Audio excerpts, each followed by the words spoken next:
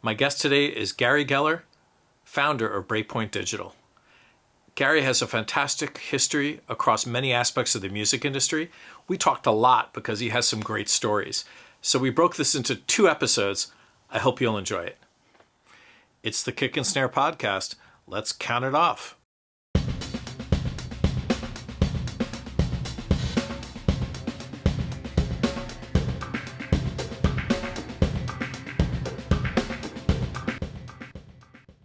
My guest today is Gary Geller. Gary is a dear friend, really, long time, old, dear friend. So this one is going to be a lot of fun for me. He's the founder of Breakpoint Digital, which does business development, sales, and consulting for emerging tech companies, entertainment, lifestyle, etc. Hi, Gary, and welcome to Kick and Snare. Mike, it's a pleasure to be here. So happy to take a little time with you and chat a bit, Things have changed over the course of our friendship. Things have changed so much. It's true. We have a lot to go over. Yeah, I mean, it's true. You and I first met, I don't want to say exactly how long, decades ago. And in that time, we've been colleagues, we've been collaborators, we've been business partners. Most importantly, we've been good friends, of course, but it's been for a long time. Yeah. And it's a good thing in this case. I think it was the 80s.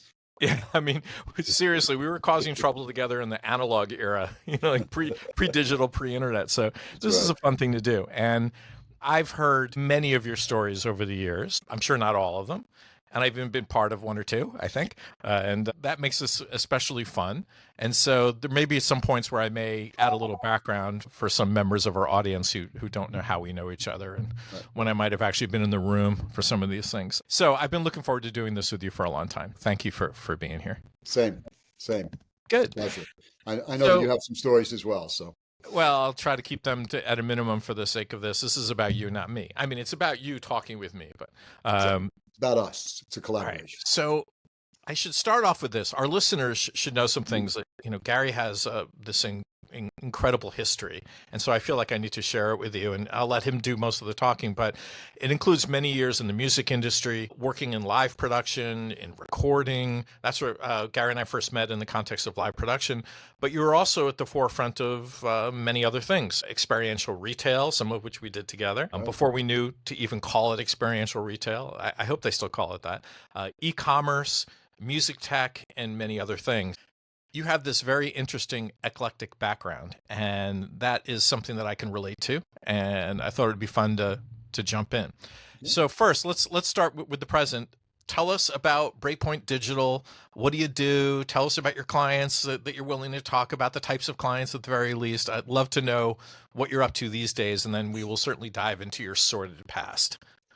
Yeah, so these days I'm on the there's a golf term, the back 9. I'm really on the back 5, and so I'm slowing things down for myself. I'm a little older than most of the folks out there, which is a privilege, quite frankly. And I'm doing some consulting and business development with one of our good friends, Paul Pereira, who has a company called Company Q, and we do translations in 70 plus languages, primarily the written word. We have writers and editors that sit all over the globe. And we're helping lots of different companies, including the one I'm not allowed to talk about it, but the one that makes the laptop that I'm talking to you on, and the phone that I use every day, as well as Google and JBL Harman and Nutanix and lots of different companies that require culturally correct content for descriptions of their products and for all their social media and so forth.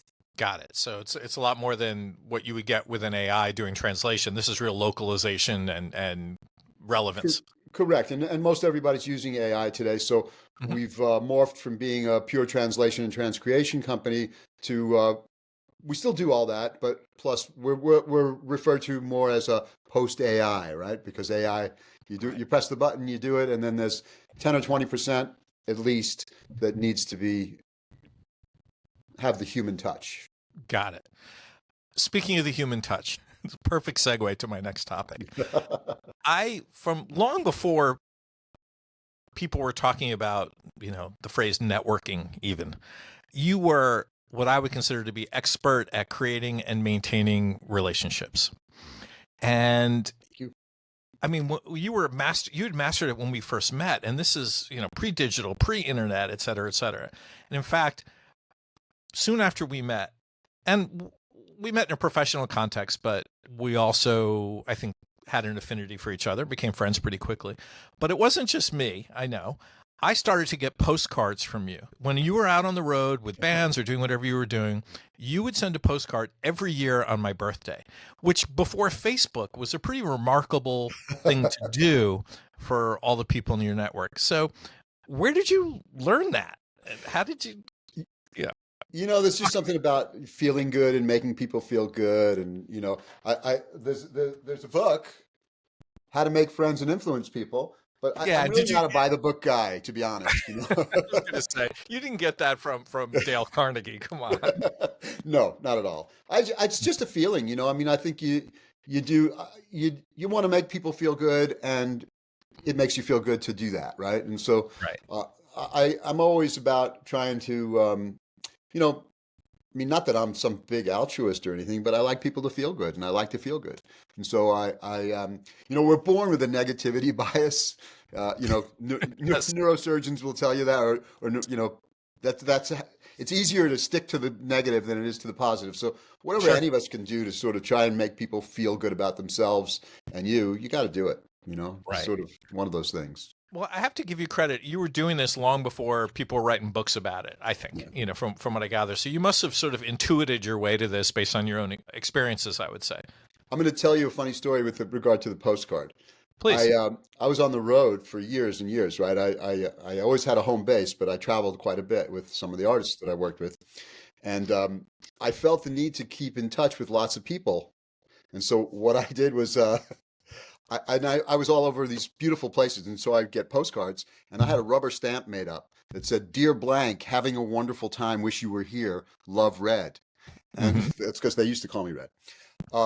But I would send out postcards to dear friends from different places, and I didn't have time to really be all that thoughtful about it because I was running. I was working 20 hours a day.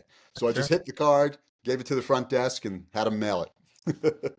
I love it. That's great.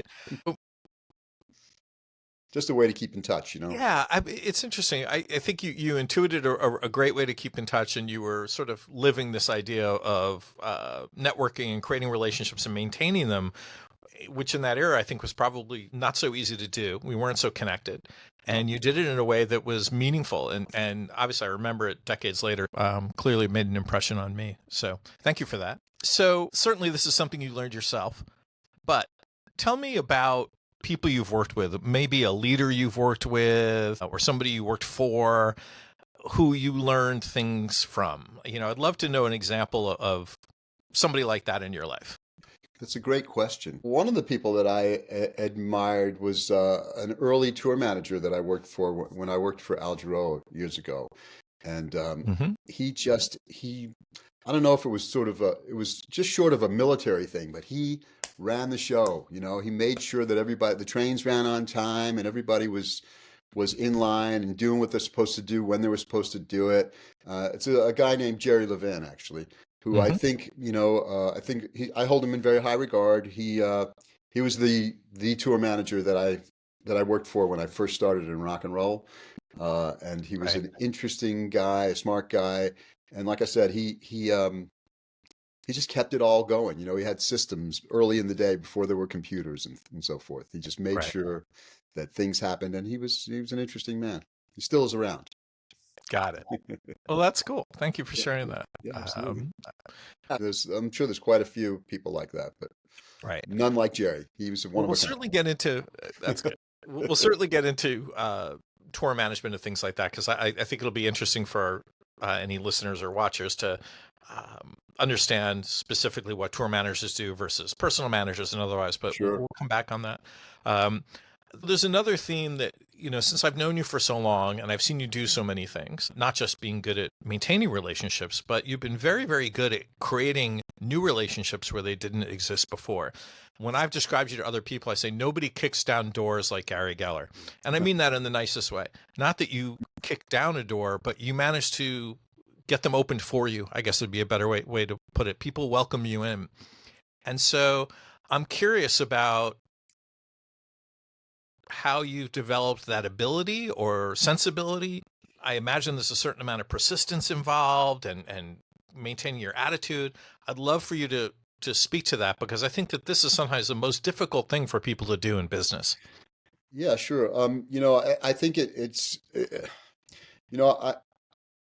I'm not a big planner, not to quote John Lennon or anything, but life is what happens while you're busy making plans. And Hmm. so things just sort of evolved for me. And, I am definitely, like, as you said, I'm persistent. I'm nothing if not persistent. Sure. Um, I try not to take no for an answer. And I try and do it politely and nicely and stay up in people's faces in a Sure. way that makes them hopefully laugh or at least smile. And then we can get into the nitty gritty, regardless of what kind of a business outcome that I might be looking for. But I think that the thing to always know is that there's no one-sided business deals. They got to be good for the giver and the taker, or the Right. buyer and the seller. So I mean, I think persistence is really important, but it's important to also be genuine and polite and real about it, and know that if somebody has no interest, move on, right? That kind of thing. I mean, look, Right. I also on the other side of that, I also encourage folks out there that are being pursued by somebody who might have a want or an ask or a desire to serve. That if you have no interest, be real about it. Just don't shut them. You don't have to shut them down hard, but you got to say, hey, you know what? Not for me, and then that person can move on to the next. Mm.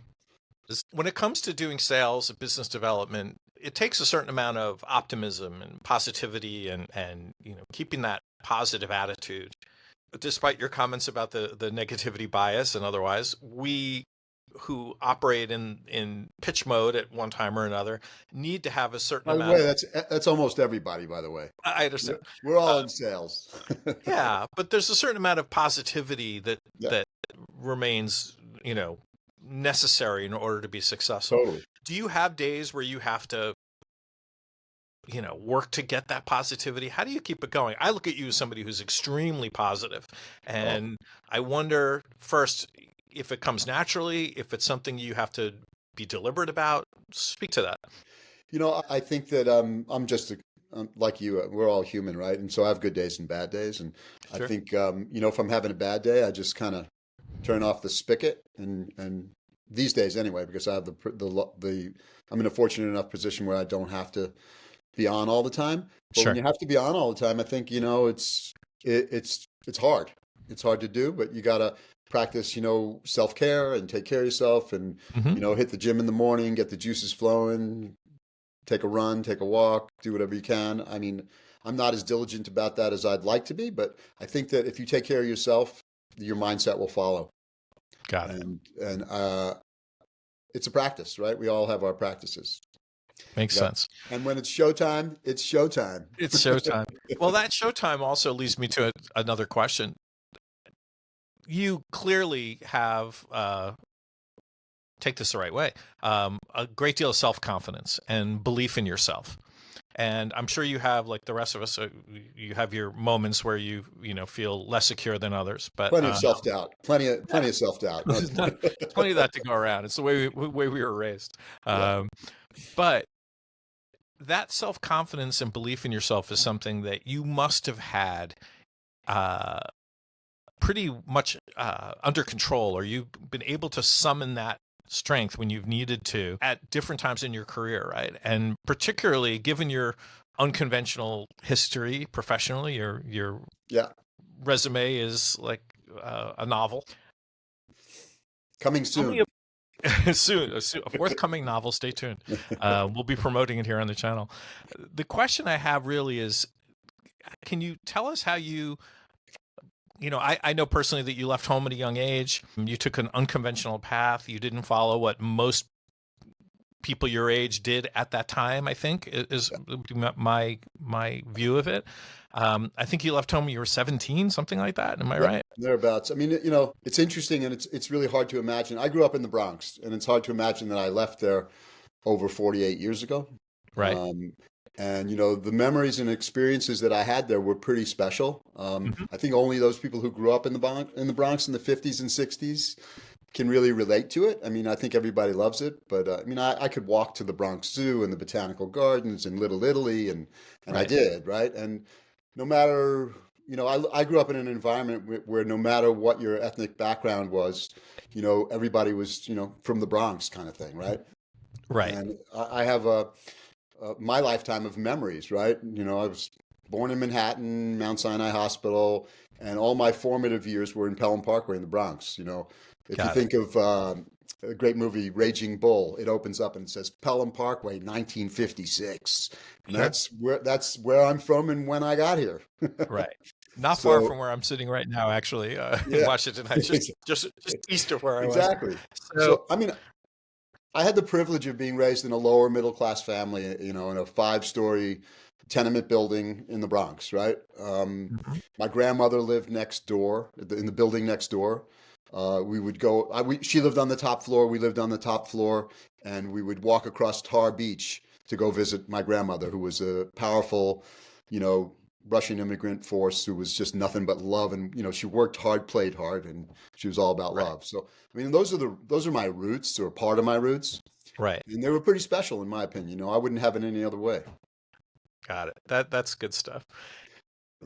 What got you out of the house at 17? What happened? Do you mind sharing some of that? No, no, I don't mind. I mean, I want to, what made it happen, and where did you end up? Tell us that transition. I was gifted with a really independent childhood, but I went to work really early. I worked for a lot of different, local companies. I was a shoe shine boy by the subway, much to my bubby's chagrin. My grandmother didn't really care for that, but that was what I Hmm. was doing because I could get a quarter.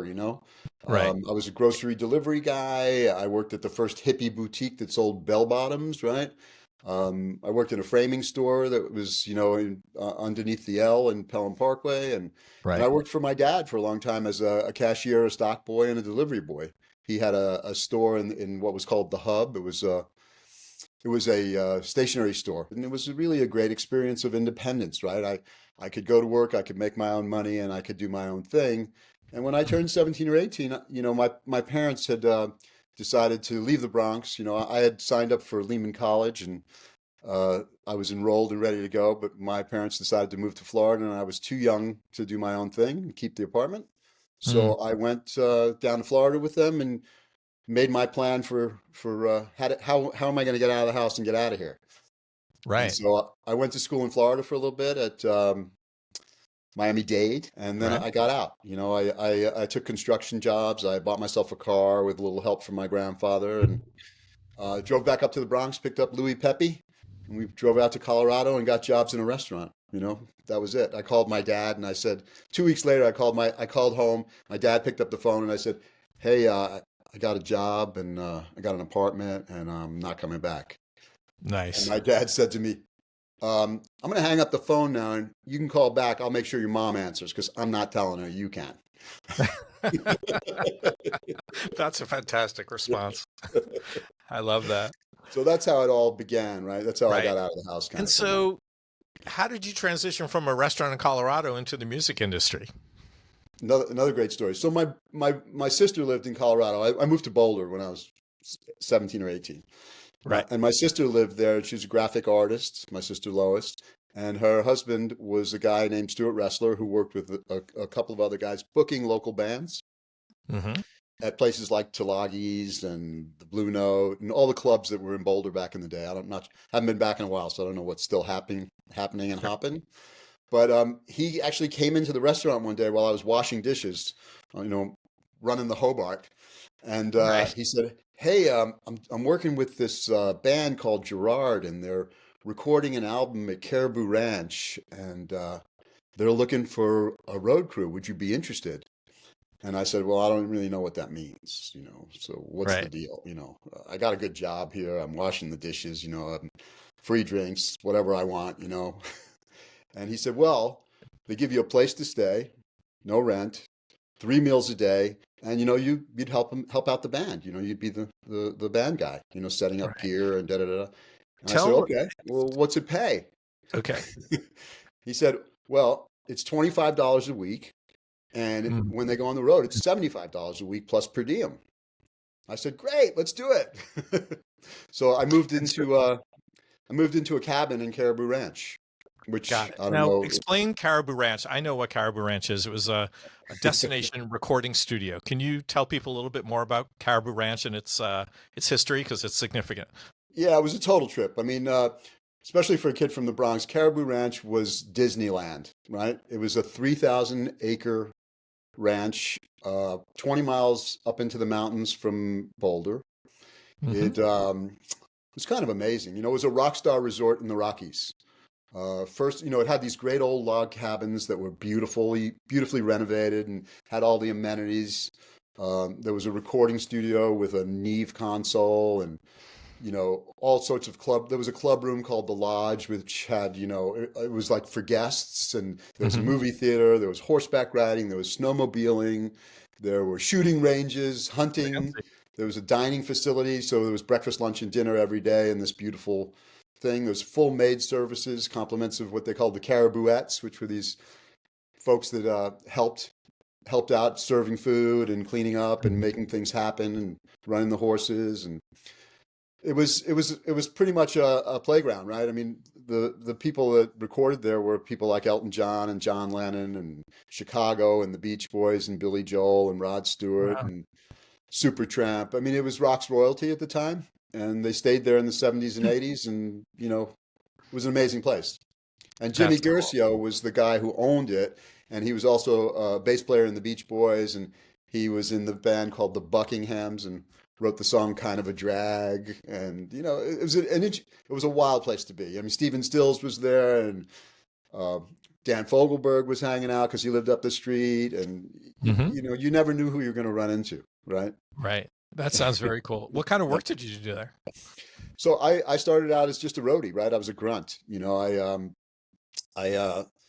I was I worked with this guy named Lucky. I'll never knew his real name. I have no idea where he is today.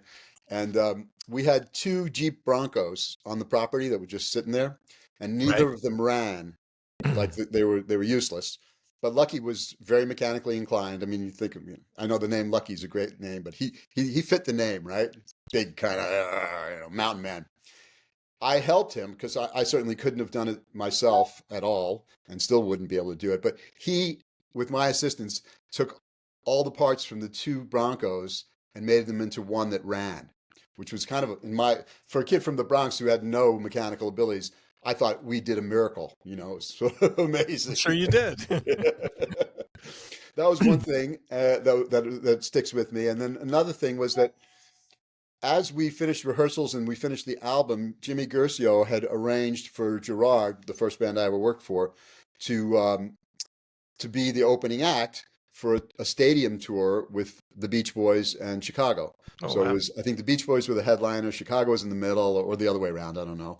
And then Gerard, which was a 10-piece band a la Chicago or Blood, Sweat, and Tears, who James Guercio was also involved with. We were going to be the opening act, and we were Got the it. opening act. So he said to me one day, he said, "Hey, Gary, you know, you guys are going to be going on the road in a few weeks, so you need to buy a truck so that we can put all the gear in it. But I want you to get a truck that will haul not just band gear, but also when it's not working on the road, I want it to haul the hay for the ranch because we make a lot of hay here, and we, you know, blah blah." Right. And indeed, we made a lot of hay. So I said, "Oh, okay, Jimmy. You know, that's great." But I had no idea about a truck or what to do with a truck. So, so this was my charge. So I asked John Carcello, who was a really beautiful guy, who was Jim's ranch manager. I Hmm. said, "What's my budget and how, you know, what do I do?" And he said, "Well, you know, about 10 grand, you know." And I said, "Okay," a lot of money at the time. And I went into Denver to shop for a truck, and I brought a cowboy friend of mine, and we found a 1968 red and white Kenworth cab over, and you know, I think it was 9 or 10 grand. And he taught me how to drive. He helped me buy it, and then he taught me how to drive it. Oh, And cool. it was an old four by four transmission, which I'm sure I know they don't make anymore, and they're probably none of them in existence. But Right. it's like 16 forward gears and four reverse gears, and it's a big. Think of those trucks with a flat front, you know, where you're driving it and you're Hmm. right on the road. That's what it was, and it Sure. had a bed in the back, and you could attach any trailer to it. So here I am. I'm 18. I go to the DMV and I get a Class A license, and I'm driving. I'm driving a real truck. It was crazy. That's fantastic. But the funny part of the story is the cowboy whose name I can't recall, who lived up the street from me when I lived there.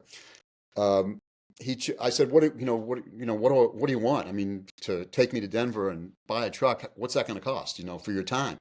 He said, well, that'll be a bottle of wild turkey. I said, well, what about? I got to learn how to drive it. What do you want for that? He said, that's 2 bottles of wild turkey. I love that. Yeah. That's just the way it was back then. It's not done. It was wild. That's cool. A lot of So fun. this essentially got you into production, tour, road stuff.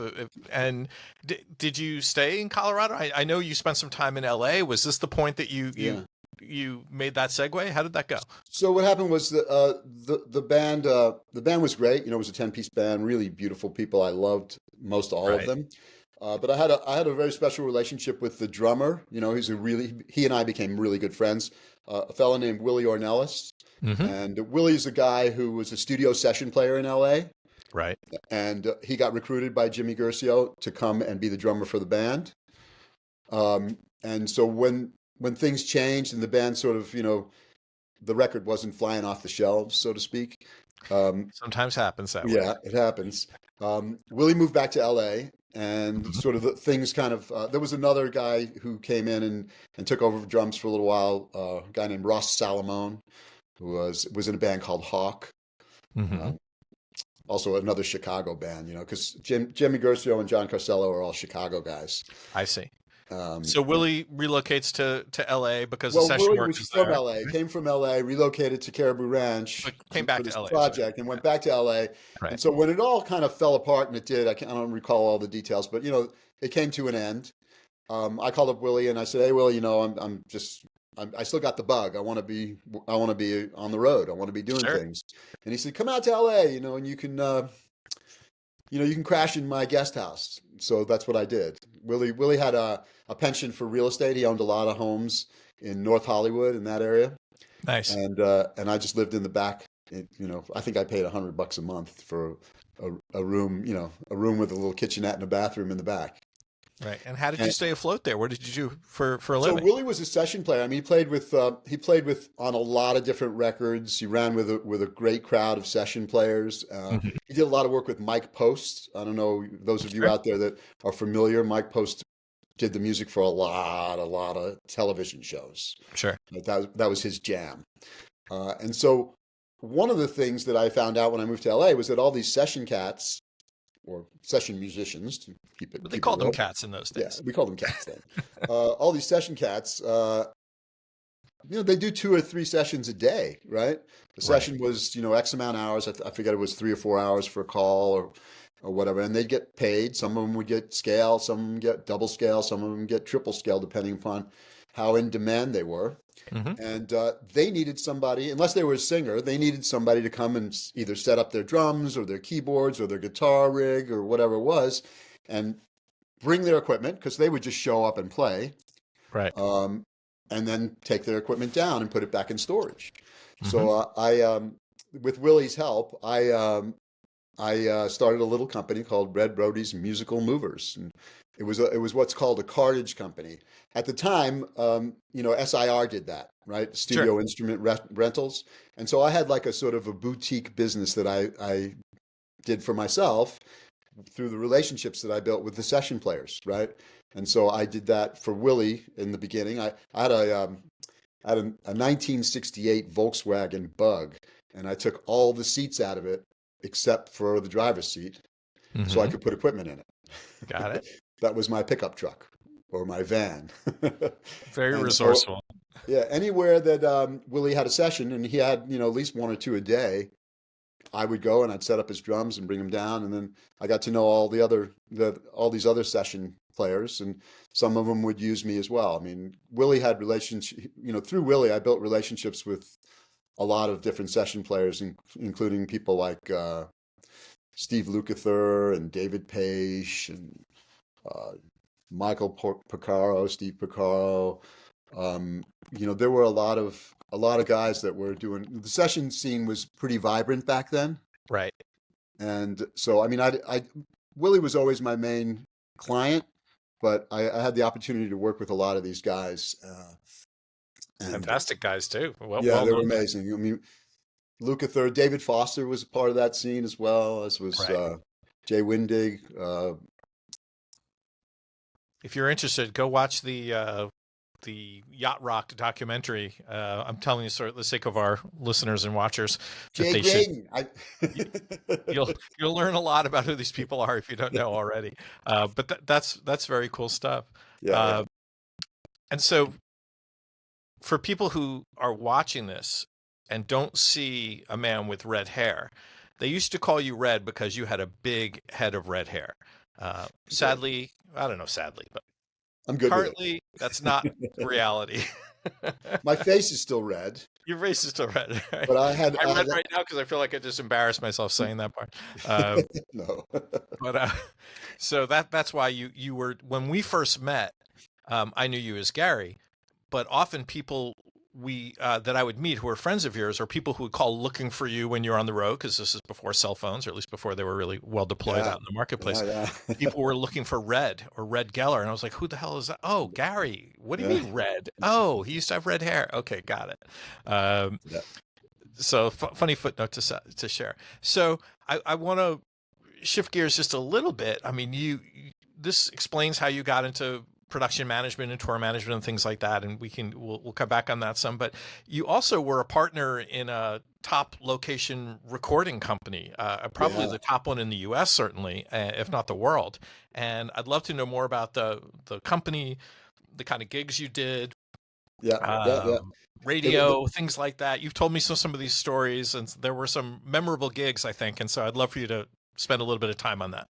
Yeah, sure. I mean, it was called Effanel Music, EFFANEL. Mm-hmm. And it came about because Randy Israti, who's still a dear, dear friend of mine, best man at my wedding, one of my closest friends, he and I worked for Al Jarreau for a number of years, a long number of years, actually. Mm-hmm. And, he decided at some point that he was going to sell. He had this great little A-frame in Laguna Beach. And I was crashing down there, and we were hanging out, spending a lot of time talking about what's next. And because we'd been working for Jarreau for years, and he's like, "I'm going to start a recording business," because he was the audio engineer for Al, and I was the production manager for Al. Got it. And Jerry, who I mentioned earlier, was the tour manager for Al. Mm-hmm. Jerry had hired Randy and myself, and we spent a lot of years together on the road, and more stories than you can imagine.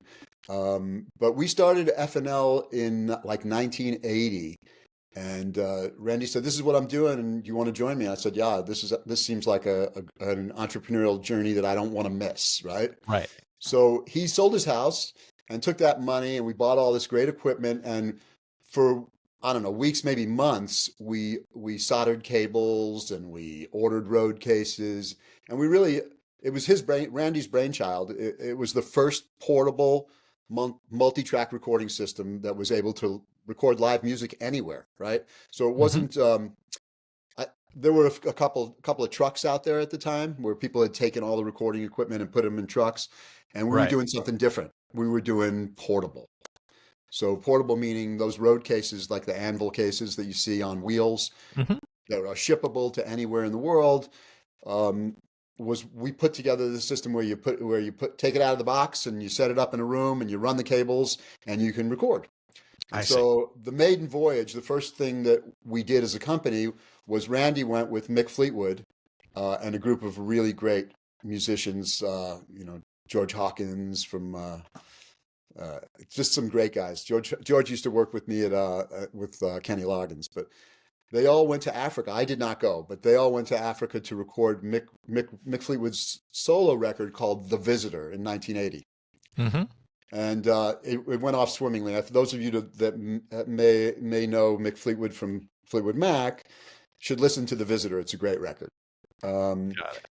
And after that, Randy and I were sort of off to the races, and we'd been these two guys that lived in LA for a number of years. And, we had reputation as sort of road crew guys, right? So we were breaking out of that by owning a recording system and a recording company. And so we decided that it probably made sense for us to get a fresh start. So rather than running that business out of LA and trying to do that slog in LA, we took an exploratory trip to New York, because I was from New York. Randy grew up in Hollywood, went to Hollywood High, and I grew up in the Bronx and went to school here. And Right. I said, let's just go to New York and check it out.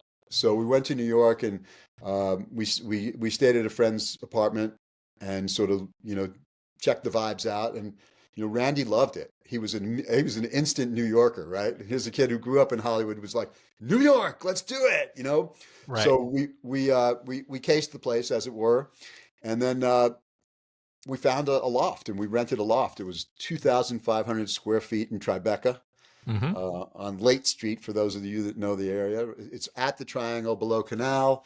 At the time, it was 1980 or 81, and we spent $1,350 a month for this huge loft where we both worked and lived. We kept all of our equipment there, and Randy was in the far corner, and I was in the other corner, and we had our living spaces. And the first gig that we got was for a company called DIR Broadcasting, which owned the King Biscuit Flower Hour and the Silver Eagle live radio shows. So Mm-hmm. King Biscuit Flower Hour was a rock and roll kind of oriented live radio show that we broadcast out over 400 radio stations. And the Silver Eagle was similar, but for country music. And so we Right. worked And these with, were live concert. live productions, concert right? recordings and broadcasts. And we Mm-hmm. worked for Peter Kauf and Bob Meyerowitz, two guys that were early in the broadcasting world, and I think they're both still walking the planet. I heard from Bob Meyerowitz recently via social media, if that counts for something. But they're doing. I think they did great, right? The first gig that Randy and I did for them was at a club called Trax, and it was a basement club on Columbus and 72nd. And we recorded. I've been. Yeah, we recorded the Henry Paul Band, which was an Oh yeah. offshoot of the Outlaws, right? Yep. I've seen the Henry Paul Band back in the day too.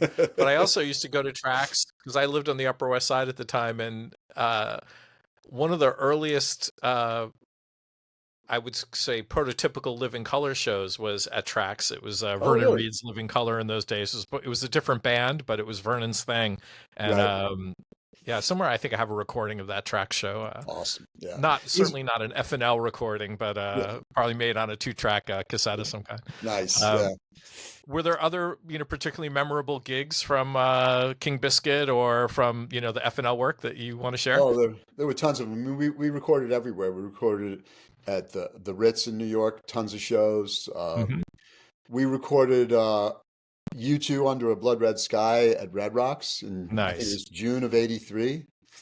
Let's see. We recorded Brian Ferry's album Boys and Girls. It was funny.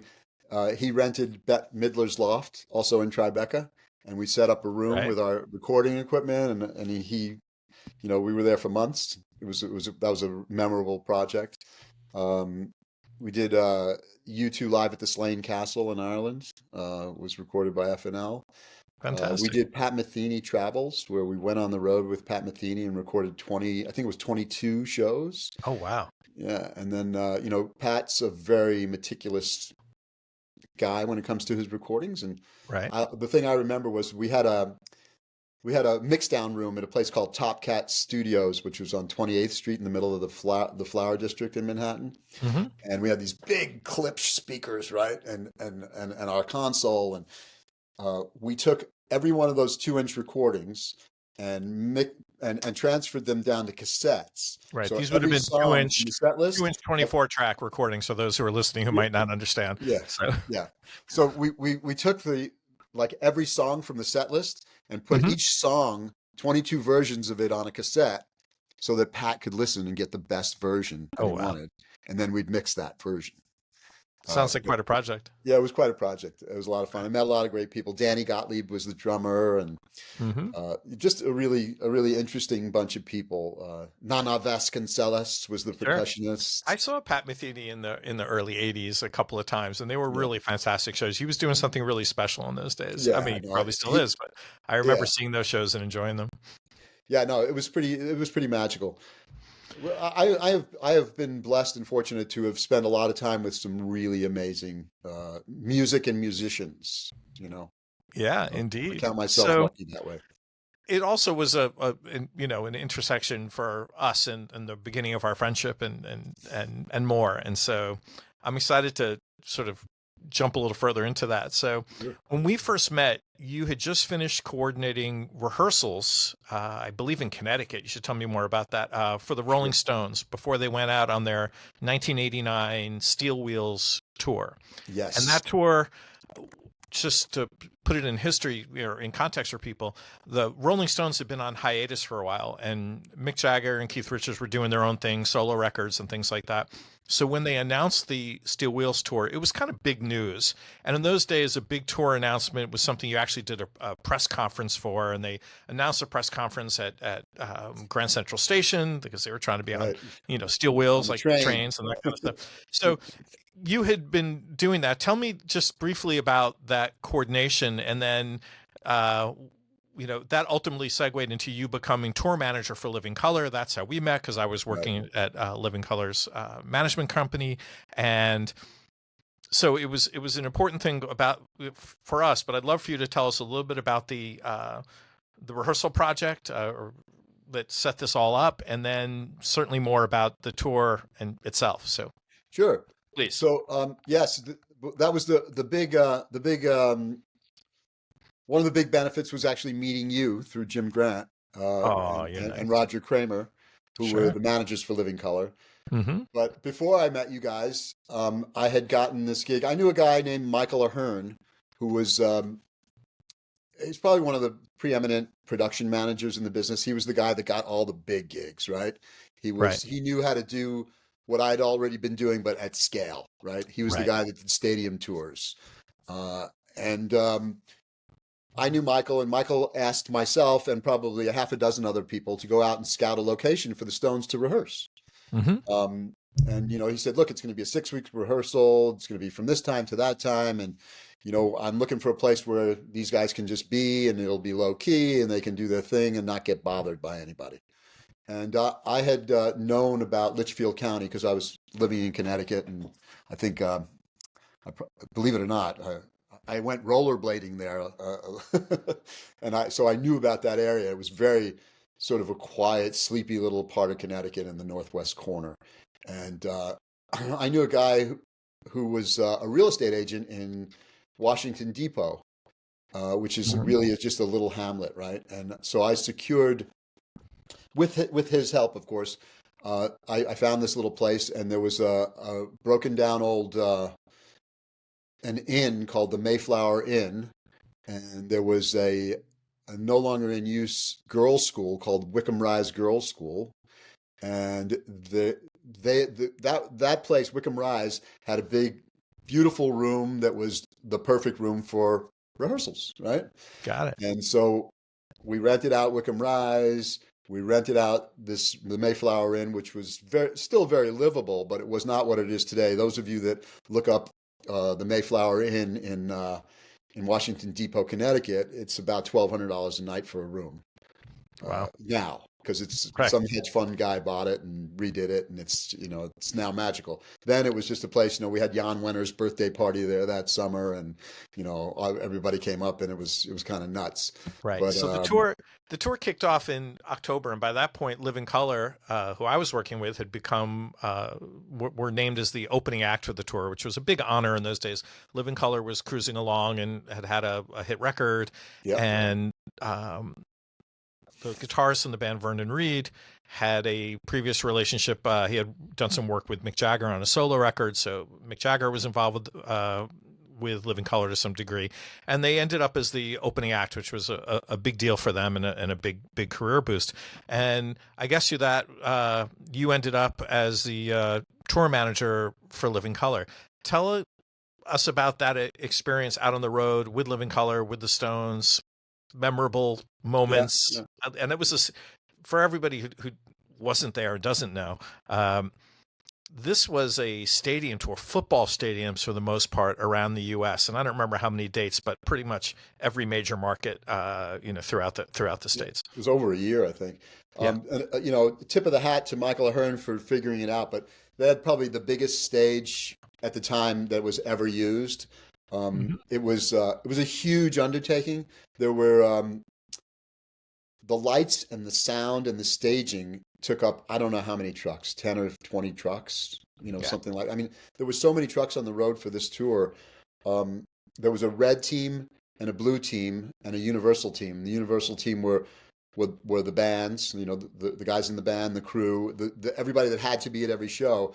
And Right. the red and the blue team were lights and sound and Right. And they staging. leapfrogged. And they leapfrogged each other because it took like 3 or 4 days to set up a stage and 2 or 3 days to take it down. So Right. every This is sort of show that we unprecedented did, kind of thing in these days, right? I yeah, mean, it was all sort of new and different. was huge. It was huge. Some buses, trucks. I mean, it was crazy. But before we go to the tour, I wanted to say that I had it was such a wild scene for me because through Michael Hearn and this guy that I knew in Washington Depot, I basically secured the whole town, right? They gave me a budget, and I went to the hardware store and I said, "Hey, we're going to be in town for the next 6 weeks. We need air conditioners in every window at the Mayflower Hotel because it wasn't air conditioned. Right. So here's an order for 30 air conditioners, and here's 10 grand. We're opening an account." And I did the same thing at the liquor store. I said, "Hey, you need to keep this in stock and that in stock, and you got to have Rebel yell for Keith." And then for security, we had our own security detail, right? These were these big burly Englishmen that always were with the Stones, right? They called them back out on the Sure. road. But we thought, we should really have it together. So I went to the police and I said to the chief of police in Washington Depot, I said, "Look, we have our own security, but we want to be really, rock solid. We don't want, if people come up from the city and try and crash our party, we want to have additional security. What do you recommend?" So we put the police on the payroll. It's a very clever way to do it. What do you recommend? Should we solve this problem in a way that's mutually beneficial? And so basically what was happening was all of the band and crew lived at the Mayflower, except for Keith, Mick, and Woody. We rented them each an estate nearby, there are beautiful estates in that area of Connecticut. Mm-hmm. And then Bill and Charlie wanted to be in a hotel room near a fax machine. So they were like 15 miles away at the Ramada Inn.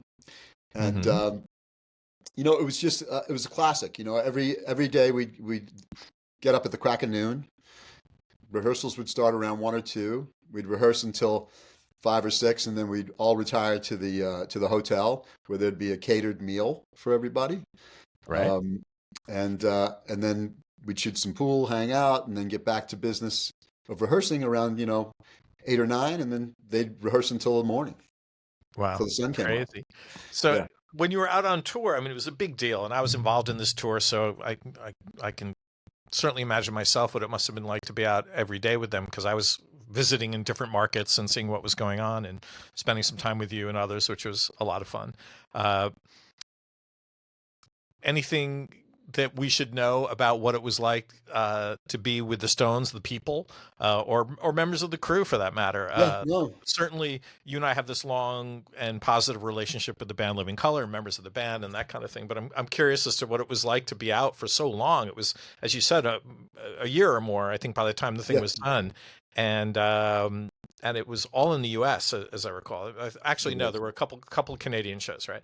Yeah. So, Well, the promoter was Canadian, Michael Cole. That's right. Yeah. So, it was, it was a lot of hard work, and it was a lot of camaraderie. It's almost like I don't want to compare it to the military because it's not anything like the military, but Right. but it's got a little bit of that vibe. All the trains are running on time. Everybody's getting what they need to get done, no matter how many hours it takes, how much time it takes, how much effort it takes, and it's a real get it done kind of a thing, right? There's no. Everybody's on the same team, has the same goals. Things start on time, things end on time. And I'll be clear. I watched the show all the way through a few times, but after a dozen or so shows, you get to the point where it's like, I'm going to go back on the bus. It's fine. Sure. I'm good. Yeah, I understand. Yeah, I but found myself in the same position when I would get requests for friends, or are you going to be here, or can we get tickets in this market? And I would go, and I'm like, all right, I've seen the show a bunch of times already. get to be a little bit tiresome. There was one memorable moment where there were a bunch of us on the side of the stage next to the backup singers, they were fantastic. And Bernard was one of them. I forget his last name, but Bernard Fowler. Bernard Fowler, and I can't remember all their names, but we were recording that night, or the Stones were recording that night, and they were doing "Sympathy for the Devil," and Bernard came over to the side of the stage with a bunch of us on the crew, and he had us all going woo woo. Oh, that's fun. It was really a funny moment, but I don't know if I've answered all your questions about this, but I mean, it was great about Living Colour. I didn't know you'd performed with the Stones. Exactly. Not just me. No, that's good stuff. We'll move on to other subjects because you've toured with all kinds of people. I do want to say that Jim Grant and Roger Kramer and yourself were really smart to hire me for that gig, because I had already been immersed in the Stones culture from 6 weeks in rehearsals, and it was my understanding that not a lot of bands got sound checks that were opening for the Rolling Stones. But because I had a relationship with all the sound guys and all the production guys, I think that I'm happy to say that I got Living Colour, a group whom I absolutely love and adore, really great guys. I got them a lot of sound checks on that tour. Well, we were, and I'm sure still are, grateful for that. You were shrewd. I wish I could take some of the credit, but I can't. It was all Jim and Roger, and definitely we're always advocating for the band in the best way possible. We were passionate, absolutely. That's for sure. Yes, you were. So, what was the craziest tour you were ever on? Like, what was the most wild or unexpected tour you were ever on? Tell us one that we wouldn't have imagined. That's easy, and I cannot give you details, but Van Halen. Oh, really? Okay. All right. Actually, no, wait, maybe not. Maybe it was the Sex Pistols. I don't know. Oh, wow. So the Sex Pistols' one and only real U.S. tour, right? That's right. 7 shows, I believe it was. That's great. Yeah, I can't remember. I know it started in Atlanta, and that was. I'm musically very different than being out with the Stones or Al Jarreau. It's funny, they were musically different, but I went to a club called Club 9 in New Haven this past weekend to see a friend of my daughter has a friend who's a drummer in a band called Mama Bahama, and it's 4 women musicians and one guy playing guitar, and they sounded like their opening act sounded like the Sex Pistols. Oh, that's cool. So everybody go check them out on Spotify or your favorite streaming platforms, right? Or buy their stuff directly on Bandcamp, I imagine, or something, right? I don't know. I think it was their first gig, to be honest with you. Oh, really? So keep an eye out. Go see them live. We always want to support young bands. So, yeah, Van Halen, that's cool. And that you worked with them earlier in their career, as I understand it. I did. Is it true that you are mentioned in the new Alex Van Halen book that's getting so much press? Yeah. I am. You are. There's an honorable mention. Alex was kind enough to remember me. He remembered you. So I take it he didn't say anything, especially revealing about you or interesting? No, just that I was... he mentioned me by name, Gary Geller, and he mentioned that they used to call me Big Red. And I think he mentioned that I drove up on the sidewalk to get to one of the early gigs in Chicago. I think it was the first gig in Chicago. Persistence, whatever it takes. This is the... Yeah, I worked with them before they went on the road out of Los Angeles, because the way I met them was through a fellow named Noel Monk, and I were sort of partners back in the day.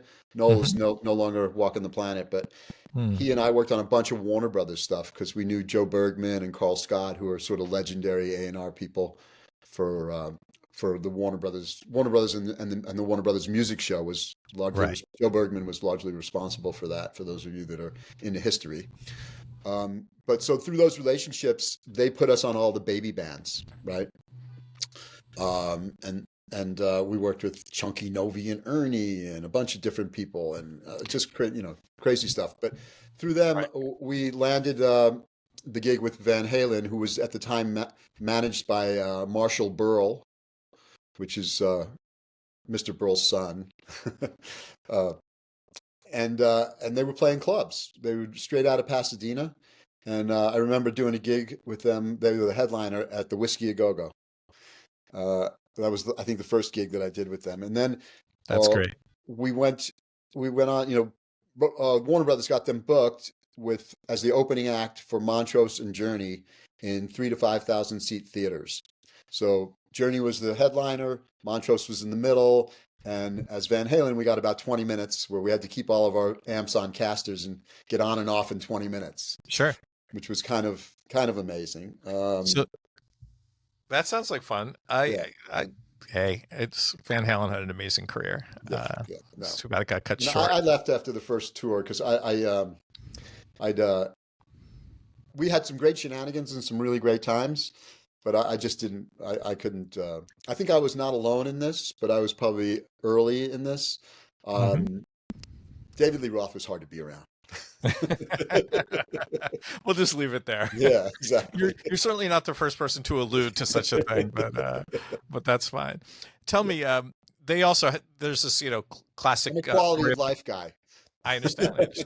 There's a old story about Van Halen and the tour rider, and we'll let people look that stuff up. But what was the craziest thing you ever saw on a tour rider? And the rider, for those who don't know, is a part of the contract. It's a rider to the contract that a touring artist will share with a promoter, and it basically spells out the things that the band needs to have. So production, everything they need to put the band on stage, but also what happens backstage. For example, you're going to do these different things. You're going to provide a certain number of white towels, a certain number of bottles of water, et cetera, et cetera.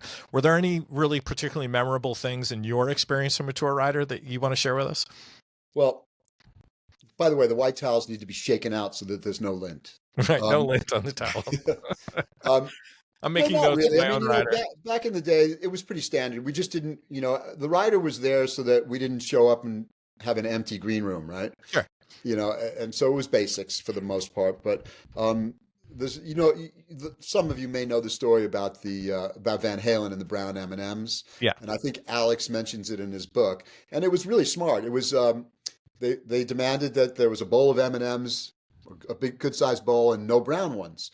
And the reason for that was that they wanted to make sure that you read their rider and knew about all the things that you were supposed to do, including the lights and the sound and the staging and really important stuff, right? Because you got to get the M&Ms right. So if you got the M&Ms right, you knew it was going to be a good day when you got there. Got it. If there were brown M&Ms in there, you had to question everything. So it was actually super smart. I'm pretty sure Noel Monk came up with that. Got it.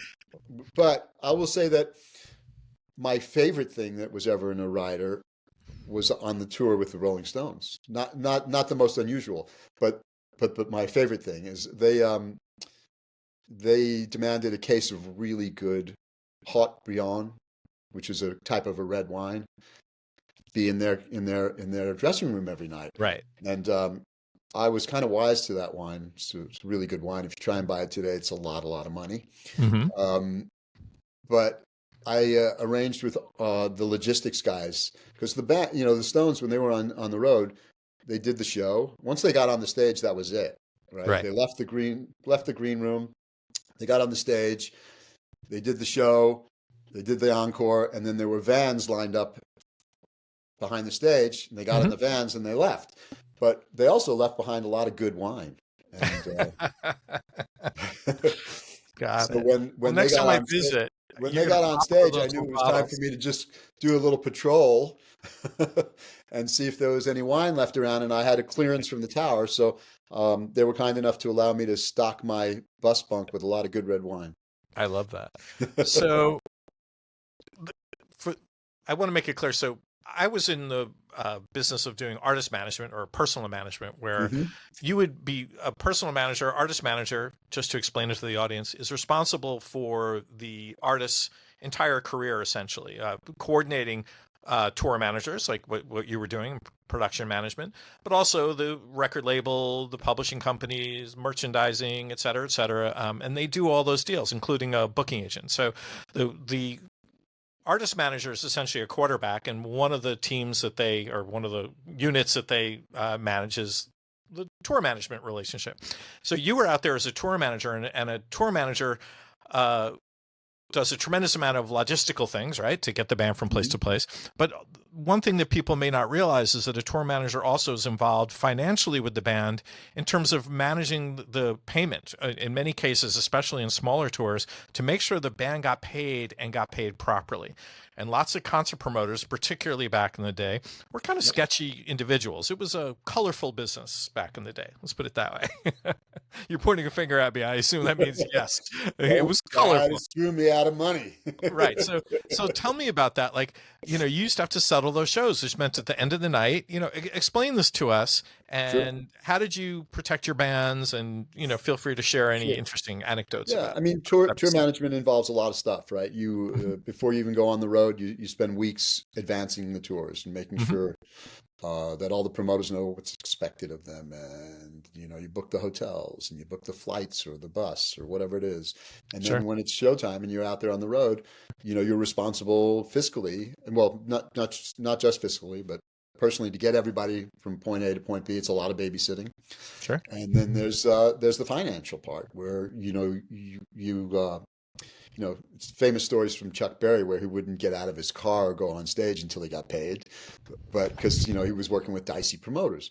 We worked Mhm. with mostly credible folks for the most part, right? I have come across in my career places where there was chicken wire in front of the stage, and you wouldn't, not only wouldn't you trust the promoter, you wouldn't do the show. Right. But basically what happens is, most of the time you already know the promoter and you have a relationship with them, but you'll go through the books and, that you check out all their advertising and all their expenses and all the things, because bands get paid, they get paid a guarantee, and then they get paid a percentage of the upside Right. if it's over the guarantee. And so it's a process that you go through, and you usually I did it while the band was on stage, Sure. because I already knew that the guy was not going You to. weren't watching. Poor Yeah, bands. They must have yeah, been so hurt. yeah. We had other people for You're that. making sure they got paid, though. I was making sure they got paid. And, That's right. you would collect the funds, and then you would, I mean, it wasn't uncommon for me to be walking around with an envelope like this full of cash, Got it. Um, some Gary's guys showing in a my, very big envelope, by the way. yeah, Go ahead. yeah. So, oh, sorry, that's right. This is audio and video. It's okay. But, and with that cash, some of it would go back to the office, and some of it would get dispersed in the form of per diem or pay Right. for the, it was Right. back in the This is day. all above board. This is all Back, above board. Yeah. yeah, back in the day, rock and roll was very much a cash business. Yeah. Did you have any promoters that blew it? Like sometimes they don't sell enough tickets, or they make a mistake, or they don't. Some of them I'm sure were earnest. Some were Yeah. probably less than honest. Did you ever have to get in somebody's face to get paid properly, or Yeah, resort yeah, to a couple any? of times. I don't, they weren't that memorable, but there were a few times where I had to sort of play the tough guy thing, and Right. but most of them were really, really straight players, right? Got it. Yeah. Well, that's good to It's hear. always fun to settle. I settled a few shows with Bill Graham, which was kind of legendary. Yeah, Bill that's Graham very and cool. Greg Perloff, the San Francisco Mafia. Right. But I think the truth of the matter is that some were really straight shooters, and some were a little tricky, right? Hmm. And if they needed to make an extra $100, who am I to say no? I see. Okay. Well, I know you also worked with some very classy promoters. Also, I knew you have history with Montreux Jazz, and I'm sort of Sure. Yeah. curious about that. That might have been the other end of the spectrum, right? Yeah. I mean, those were amazing gigs. I mean, Claude Nobbs, who was a WIA guy in Switzerland, Hmm. he used to run the Montreux Jazz Festival, which was an amazing place to be and play. And Montreux is just a special, magical kind of a place. Um, we did that. I think I did that for 18 years. I mean, I have posters on my wall from Montreux Jazz in 2001 and in the 1990s and so forth. We've been going We for can a do this while. again. No, well, so here's what I suggest, Gary. So this has been really fun, first of all. So thank you Oh, for yeah. doing it. This is And great. it's great to hear some of these things I knew a little bit about, some I knew in more detail than I might have revealed in advance, but really fun to hear you share so much about yourself and your history, which is absolutely fascinating. What I regret is that after over an hour's worth of talking, I believe, we didn't get to things that later in your career, some places where we intersected again. And I think they're important. So what I Yeah, sure. propose to do is that we close our session today, call it part one. But Sure. I need you to commit to coming back and doing part two with me as soon as possible, because I want to publish them together if we can. Yeah. In any case, it's been really a delight for me to do this, and I really appreciate your joining me, and thank you. Thank you to my guest, Gary Geller. I promise we'll come back and do Thank you. part two, and I hope you have a great day. Thanks again. That was a hoot. Thank you so much. Well, let's do it again.